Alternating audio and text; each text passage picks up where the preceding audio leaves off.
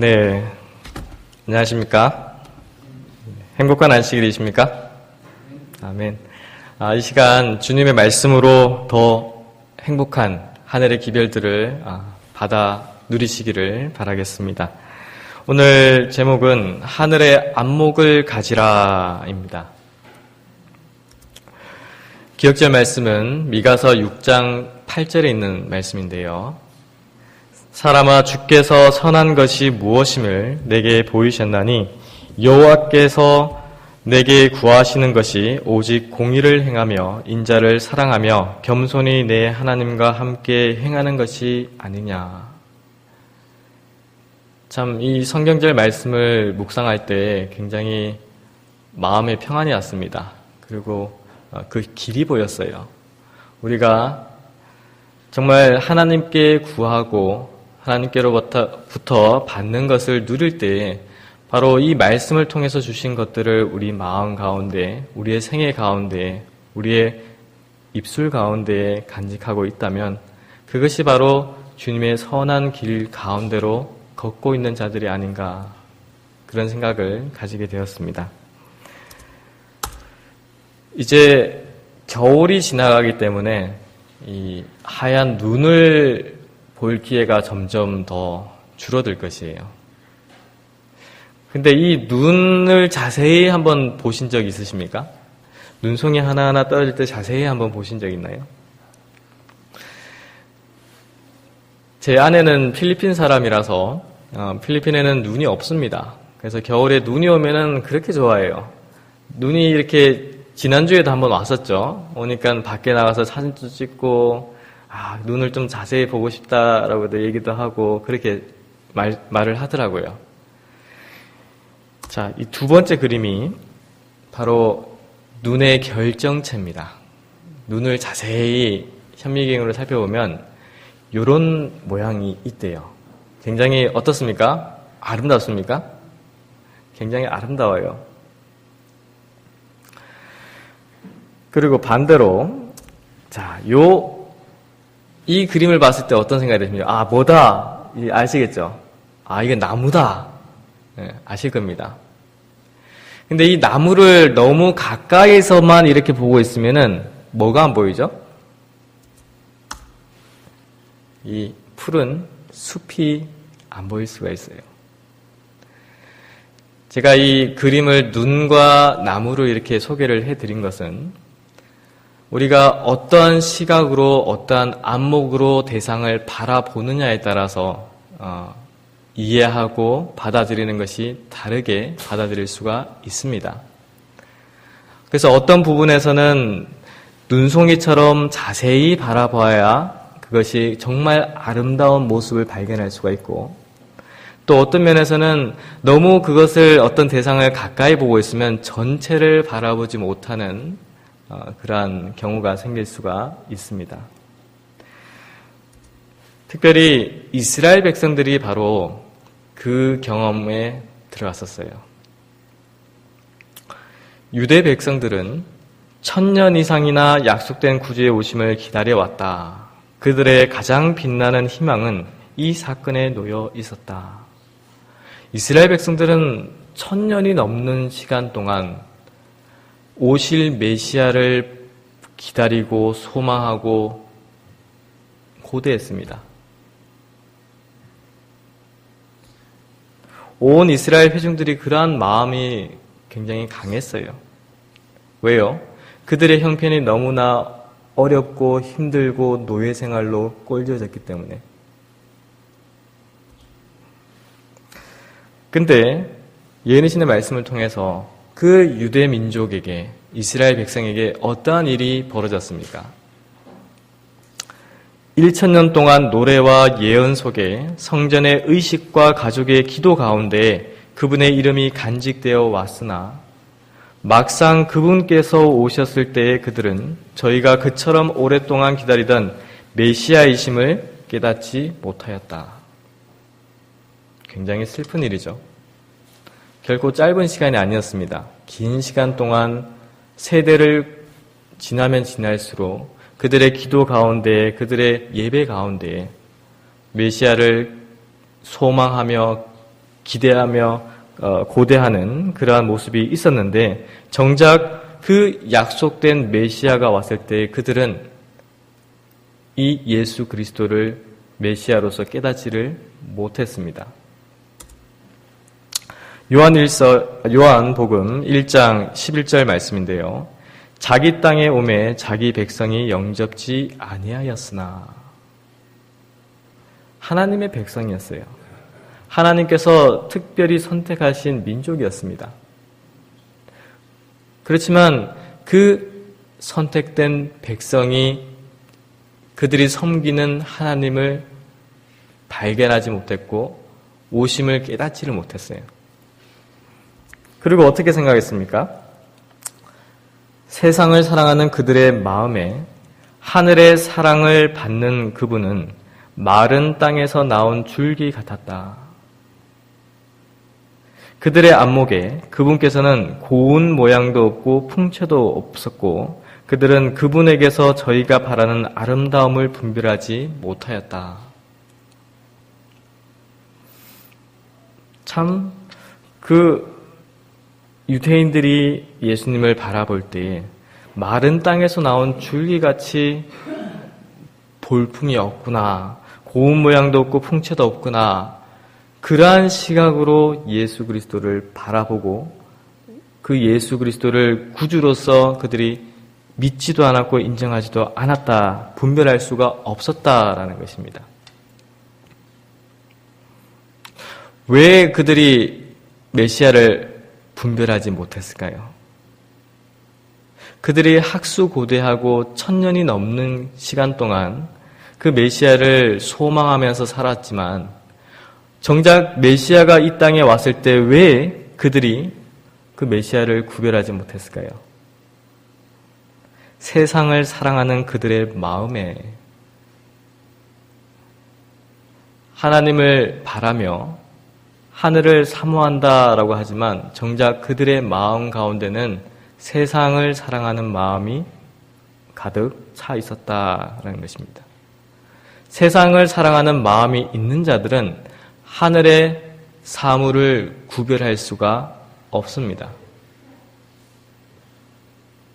그래서 메시아를, 예수 그리스도를 그들이 그 면전에서 그들이 보았지만 이분이 메시아라는 것을 깨닫지를 못했어요. 자, 오늘날은 어떻습니까? 오늘날은 우리는 대속죄일에 살고 있습니다. 이것을 믿으십니까? 네, 대속죄일에 살고 있습니다. 표상적 의식에서 대제사장이 이스라엘 백성을 위하여 속죄의 봉사를 하는 동안 모든 사람은 다 하나님 앞에 죄를 회개하고 겸손한 태도로서 그들의 심령을 괴롭게 해야 했다. 그렇게 하지 아니하는 자는 백성 중에서 끊어질 것이었다. 대속죄일은 성소 제도를 통해서 말씀을 통해서 가르쳐 주셨듯이 굉장히 엄숙한 시간이었습니다. 그 이스라엘 온 회중의 죄를 대제사장이 지성소로 가지고 가서 하나님의 응답을 받고 그 온 회중의 죄를 도말하는 그러한 상징적인 의미를 가지고 있는 제사 제도였어요. 이 기간 동안에 온 이스라엘 회중은 금식과 회개의 기도로서 그들의 심령을 찢는 경험을 했습니다. 그들의 마음을 살피고 그들의 죄가 하나님 앞에 고하지 않는 죄가 혹시나 남아있지 않은가, 그 죄를 고백하면서 그들의 그러한 마음으로 대제사장의 지성소로부터 나오는 모습을 그들이 기다렸던 그러한 의식이었습니다. 우리가 영적으로 바로 이 대속죄일에 우리는 살고 있습니다. 우리의 대제사장 되신 예수 그리스도께서 지성소에서 봉사를 하시면서 이스라엘의 죄들뿐만 아니라 온 세상의 죄를 짊어지시고 그 죄를 속하기 위해서, 그 죄를 도말하기 위해서 지성소에서 눈물로써 기도하시고 계세요.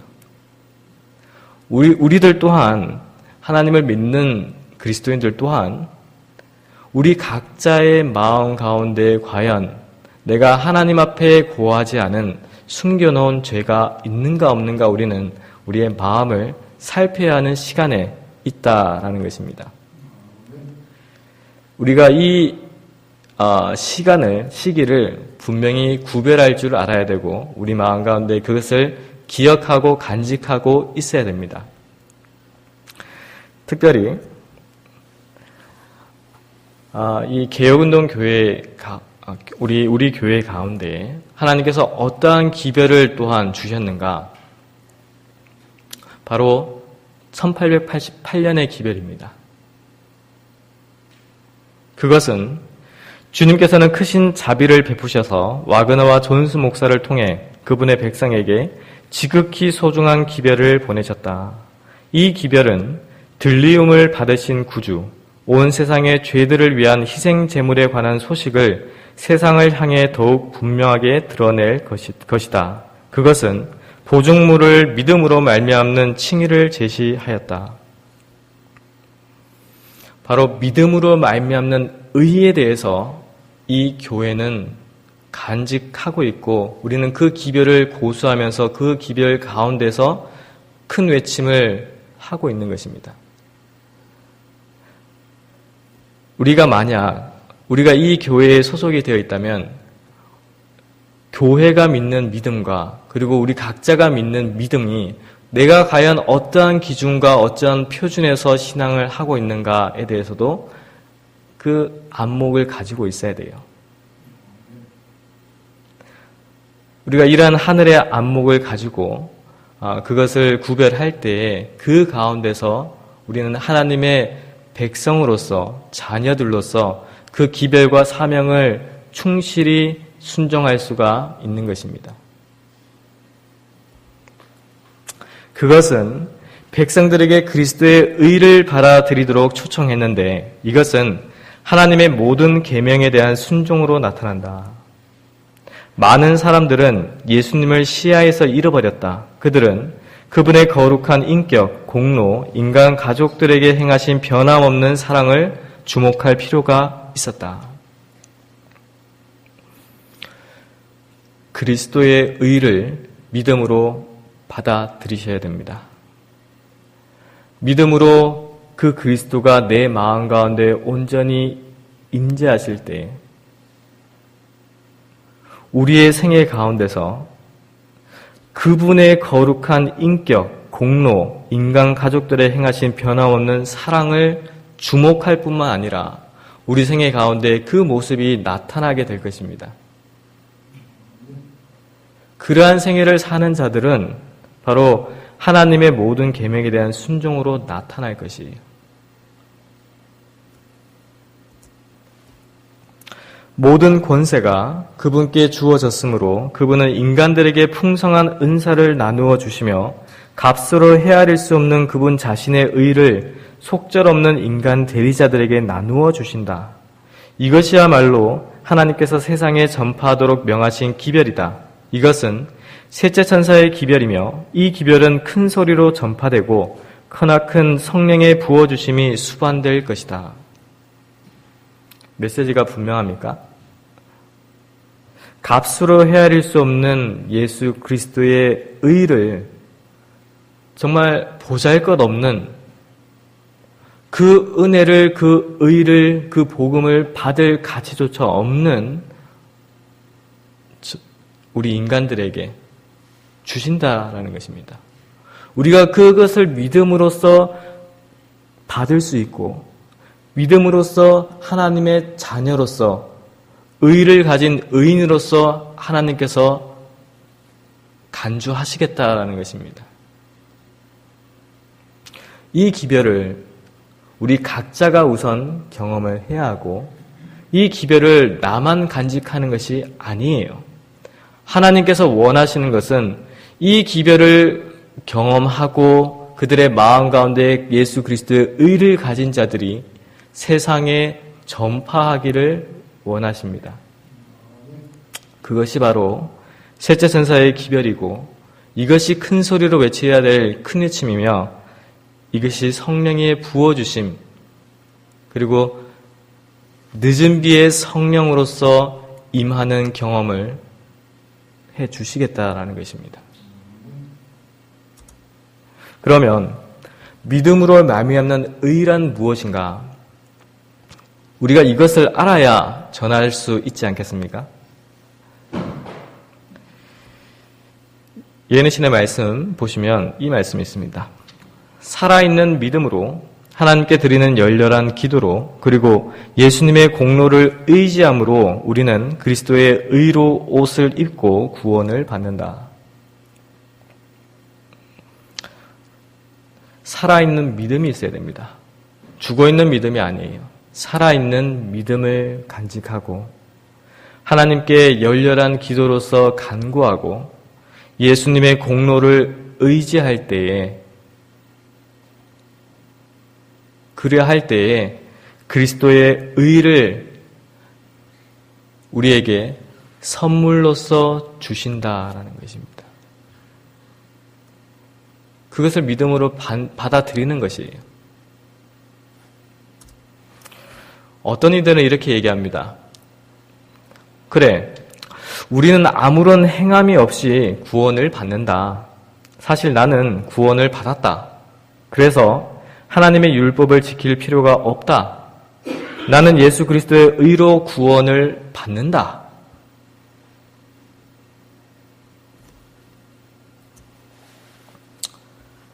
같은 책입니다. 같은 책의 말씀 보시면 그리스도께서는 모든 사람이 하나님께로 돌아가 충성하게 하고자 이 세상에 오셨다.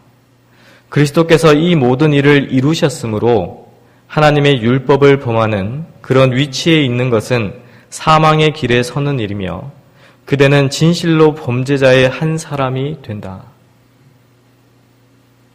하나님의 뜻을 안다고 하고 그 그리스도를 내가 믿음으로 믿는다 하면 죄의 길에서는 멀어지게 되어 있습니다.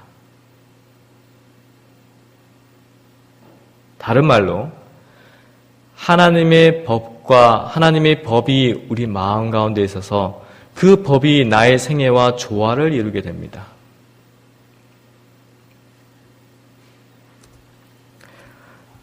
자, 그러면 그것은 무엇을 의미하는가? 과연 믿음으로 말미암는 의에 대해서 우리가 어떻게 한마디로 정의할 수 있는가? 그것은 그대가 믿음으로 붙잡고 있는 그리스도의 의, 그분의 노력과 그분의 신령한 능력으로 공급된 의를 가지고 그대가 하나님의 계명을 지킬 수 있다는 사실을 듣고 이해하는 것이다. 바로 이것이 믿음으로 말미암는 의예요. 그 믿음으로 말미암는 의를 가진 자의 삶은 바로 이 말씀과 같은 삶이 될 것입니다. 그래서 심각하고 철저하게 우리 각자의 마음을 살펴야 돼요. 옆에 있는 형제의 마음을 살피라고 중요한 것이 아닙니다. 우리 각자가 하나님 앞에 우리 각자의 마음을 살펴야 됩니다. 그리스도인이라고 공언하는 너무도 많은 사람들이 가지고 있는 부호하고 경박한 정신은 반드시 버려야 한다. 지배권을 장악하고자 일어나는 악한 경향들을 이기고자 하는 모든 사람 앞에는 반드시 격렬한 투쟁이 있다. 우리가 하나님께로 나아가면 갈수록 그 길에 사단은 가만 놔두지를 않습니다. 그 길이 평안히 하나님께로, 예수님께로 그 마음이, 그 생애가 가도록 사단이 허락하지 않아요. 그래서 우리가 신앙생활하면서 사단은 옆에서 속삭입니다. 어떻게 속삭입니까? 어떤 경험들을 하십니까? 극도의 세속화는 사단의 가장 성공적인 유혹들 중에 하나였다. 사단은 인간의 마음과 정신이 세속적인 매력에 이끌려 하늘의 사물들을 생각할 여지가 없도록 계획하고 있다. 이것이 바로 속삭이는 거예요. 하늘로 가고자 하는, 하나님의 자녀가 되고자 하는 마음이 있느냐? 근데 너 먹고 살아야지. 아니, 안식일, 그 토요일에 모든 일을 금하고 쉬고 교회에 가면은 어떻게 먹고 사느냐? 세상에 친구들도 좀 있어야 되는데 어떻게 그렇게 하고 사느냐? 속삭여요.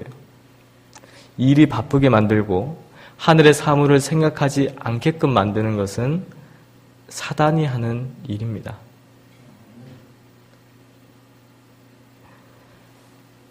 우리가 그러한 마음에 동조해서, 그러한 사단의 속삭임에 동조해서 내 마음이 하나님이 아닌, 예수님이 아닌 세상이나 어떤 물질의 내 안목이 그쪽으로 상한다면은 굉장히 두려운 거예요.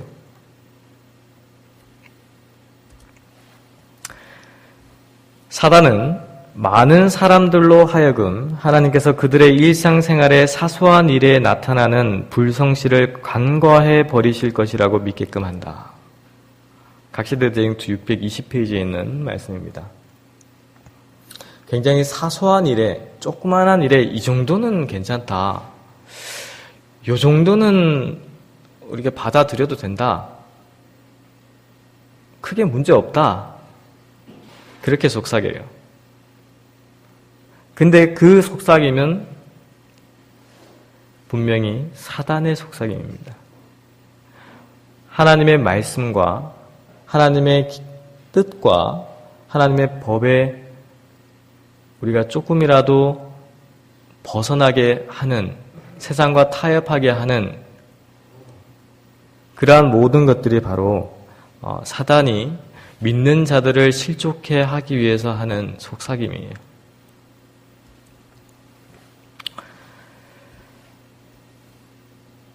하나님께서는 야곱에 대한 태도로서 당신은 절대로 죄악을 시인하거나 묵인하지 아니하실 것이라는 사실을 보여주신다. 하나님께서는 그러한 죄에 대해서, 조그마한 그러한 죄들에 대해서도 싫어하세요.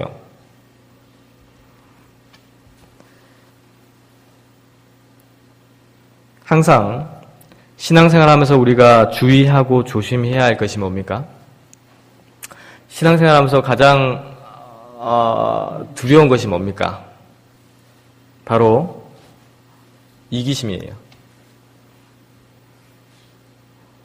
나의 농장, 나의 물건, 나의 사업, 나의 상품, 내 가족, 내 것, 굉장히 조심해야 할 것입니다.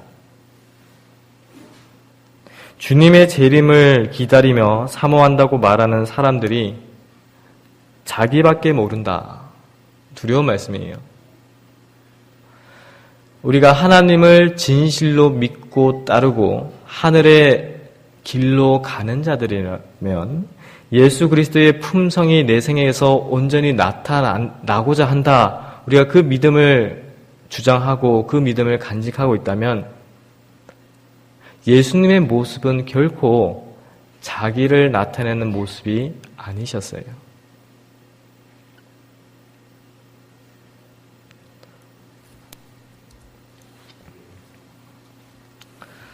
하나님의 사랑을 말을 합니다. 주장을 해요. 그렇지만 그들의 열매는 그들의 말처럼 사랑을 나타내지 않는다. 우리 사랑해야 됩니다. 서로 섬겨야 됩니다. 그렇지만 그 말처럼 행동에서는 나타나지 않아요.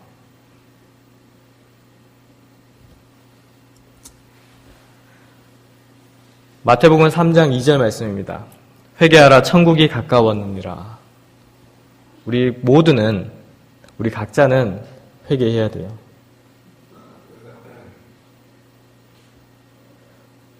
내가 하나님 앞에 하나님께서 주신 그 기별에 대해서, 그 의무에 대해서, 그 사명에 대해서, 책임에 대해서 그것을 성실히 이행하지 않은 자라면 우리 각자는 회개하여서 장차 오실 예수 그리스도의 재림을 준비해야 합니다. 그러한 자들은 바로 보라 세상 죄를 지고 가는 하나님의 어린 양이로다. 예수 그리스도를 바라봄으로써 우리는 다시금 회개를 할 수가 있습니다. 하나님께로 다시 갈 수가 있어요.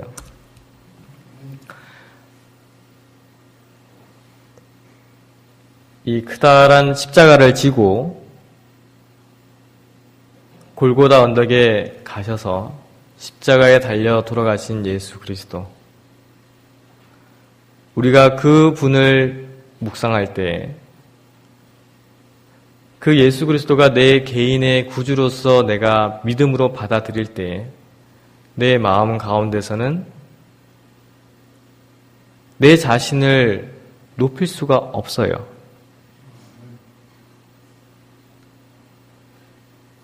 겸손하게 주님의 길을 우리는 또한 같이 따라갈 것입니다.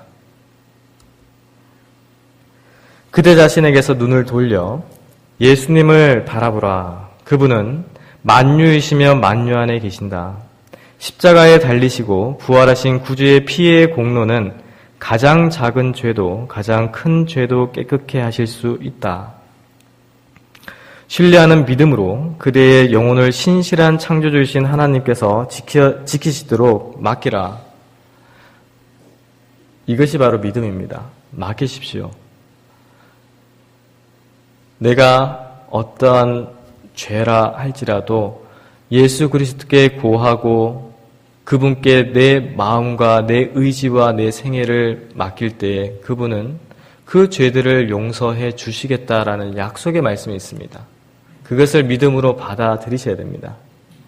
그러한 자들에게 하나님께서 복을 주시고 그러한 자들에게 바로 하늘의 안목으로서 우리가 올바르게 하늘을 바라보며 신앙생활을 할 수가 있는 것입니다. 하나님께서 그대를 떠나실까 하는 계속적인 두려움과 공포를 버리라. 그대가 하나님께로부터 떠나지 않는 한 그분은 결코 그대를 떠나지 않으실 것이다. 그대가 그리스도를 향하여 마음의 문을 열면 그분은 들어오셔서 그대와 함께 거하실 것이다. 그대가 자아에 대하여 죽고 하나님을 향하여 살면 그대와 하늘 아버지와 그분의 아들 사이에는 완전한 조화가 이루어질 것이다. 바로 이것이 온전한 그리스도의 품성의 실현 아닙니까? 우리 각자는 예수 그리스도를 신뢰해야 돼요. 진실로 믿어야 됩니다. 그분을 의지하고 그분이 내 속에 임하시면 능치 못할 일이 없다라는 것을 믿음으로 받아들이셔야 돼요. 우리가 그런 믿음이 있을 때 그 속에서 분명히 하나님께서는 역사하실 것입니다. 그러한 경험이 바로 거듭남의 경험으로 나타나게 되어 있어요. 거듭남. 거의 모든 사람들이 깨닫지 못하는 과정이다.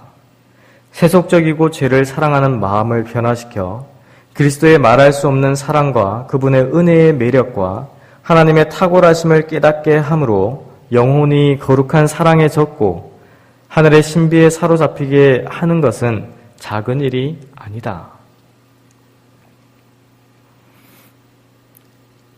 이 거듭남의 경험은 결코 작은 일이 아닙니다.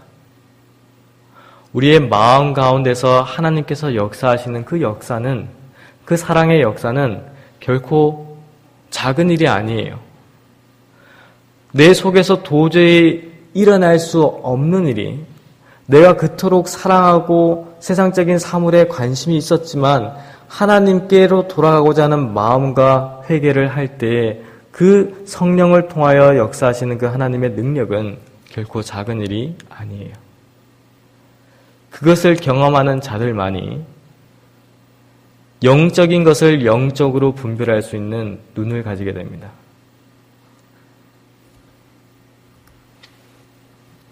궁핍 가운데 있는 형제를 도울 수 있는 모든 기회, 혹은 진리를 전파하는 하나님의 일을 도울 수 있는 모든 기회는 그대가 안전하게 미리 하늘 은행에 저축할 수 있는 진주와 같다.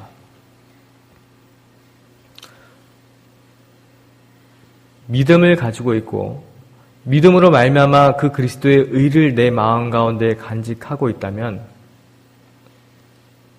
그 믿음대로 사셔야 됩니다. 궁핍 가운데 있는 형제를 도울 수 있는 기회가 있을 때 도우고, 그리고 진리를 전파할 기회가 있을 때에 그 기별을 전파하고, 그러한 모든 일들은 하늘 은행에 진주를 쌓아놓는 것과 같다라고 했습니다.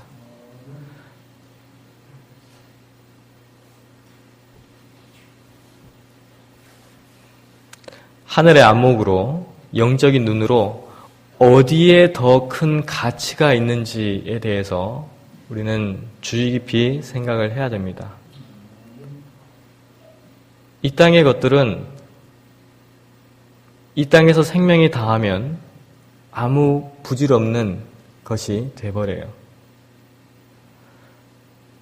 하늘 은행의 진주로서 하나님의 사업을 충실히 이행함으로써 그 하늘 창고에 쌓인 그 귀한 것은 예수님이 재림하실 때 분명히 성도의 상급으로 주시겠다라고 하신 것입니다.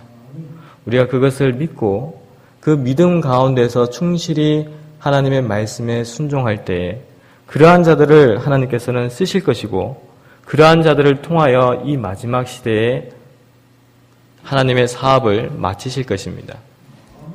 우리가 그것을 믿고 그러한 믿음 가운데에서 순종하는 생애를 사는 것이 바로 하나님께서 주신 길이고 하나님께서 주신 선한 것이고 하나님께서 주신 사명입니다. 그래서 이 미가서 6장 8절 말씀을 다시 한번 읽어드리고 이 시간 마치도록 하겠는데요.